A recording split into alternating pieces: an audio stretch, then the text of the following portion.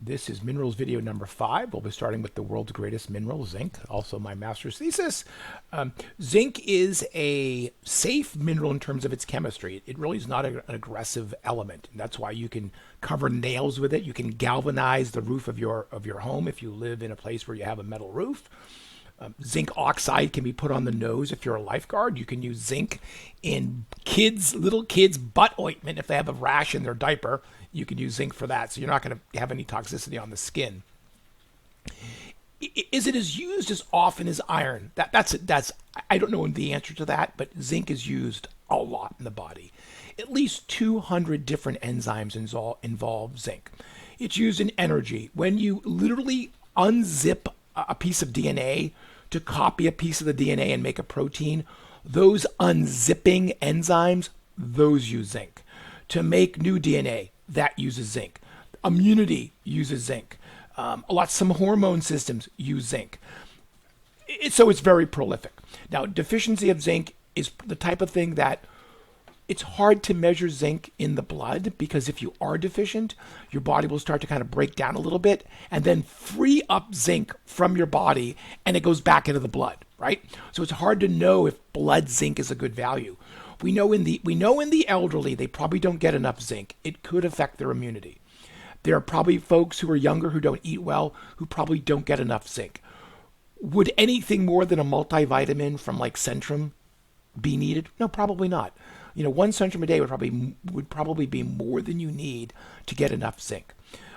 When we have seen deficiency, it's been in folks like substance abusers. This image I have in my slides is this is an alcoholic patient who is probably consuming very little food to begin with. And there's actually 2 images of this. I don't have the other one shown, but all of this clears up with zinc supplementation. That's a very common symptom of zinc deficiency, is this eczema, this really scary looking eczema. In kids, males who don't get enough zinc, like pre-puberty, they will not go through puberty. You need zinc to develop the male sex organ and have a proper growth spurt into puberty. To make sperm requires zinc. They call that spermatogenesis. So it is really important, but to see outright deficiency in humans, it's not that common. Toxicity is another weird one. Zinc itself is safe. If you consume too much zinc, it can block the intake of copper and iron. So oddly enough, toxicity of zinc can be anemia due to not enough iron getting in the body because you're blocking it. Zinc, copper, and iron have a common transporter. Too much of any one of those, especially zinc, because they add it to a lot of like cold medications, like cold lozenges for your throat. Too much of those could theoretically block copper and iron uptake, and then those cause a deficiency themselves. But it's not really the zinc that's doing it; it's the blocking of the other nutrients. The rule of thumb is for sources of zinc, if the food has protein, it probably has zinc. That's the same rule of thumb, if you remember, for niacin. If the food has protein, it probably has niacin. Oysters, whole grain, baked beans, again, cereal, meat, yogurt, turkey. Fruits and vegetables have some zinc. Leafy greens are probably the best choice of the fruits and vegetables because they don't have a lot of protein. But those leafy greens, by the way, tend to be accumulators. Like broccoli tends to accumulate whatever in the soil. Outside of leafy greens, again, which don't have a lot of protein, you're looking for protein in the food. And that's how you get your zinc. Okay, so the other one, which is kind of worth talking about, is iodine. We do not see iodine deficiency in the U.S. for a very clear reason, which will come up in a second. Iodine has pretty much one major function. That's your thyroid hormone that kind of sits right in the middle of your throat, your neck. It makes thyroid hormone. The thyroid gland makes thyroid hormone. It's called thyroxine. Thyroxine is used like vitamin A and D, excuse me, prolifically throughout the body. It gets into DNA. It turns things on. It turns things off. Thyroid hormone is really important for your metabolism. It's really important for pregnancy. Excuse me. It's really important for fetal development.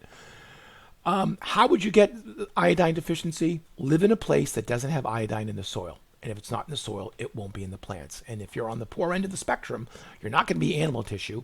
If you're not near the ocean, you won't be eating seafood. So whatever plants you collect will be iodine poor. We get around that by just adding it to salt, right?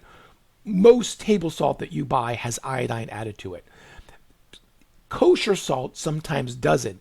Salt you use for canning, like making pickles, may not, but your average table salt does. Deficiency of iodine causes goiter. Goiter is the name of this giant enlarged thyroid. It's also the name of the disease. If you have goiter during pregnancy, that can irreversibly affect the health of the child at birth. The children will be born smaller. They'll have a lot of health issues. That's called cretinism. We only see cretinism when a woman has goiter during her pregnancy. Okay, so that's deficiency. Again, you're not going to see this in the U.S., I don't think. Toxicity would be due to most likely supplements or some environmental exposure. Too much iodine, oddly enough, also causes goiter.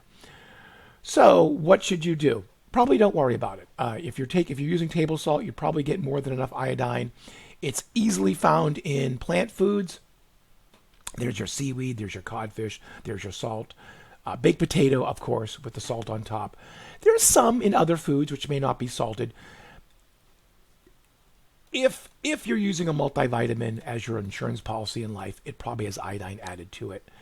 But if you're eating a varied diet, you're probably getting enough iodine, and it's not affecting your health in any way. And that ends this video.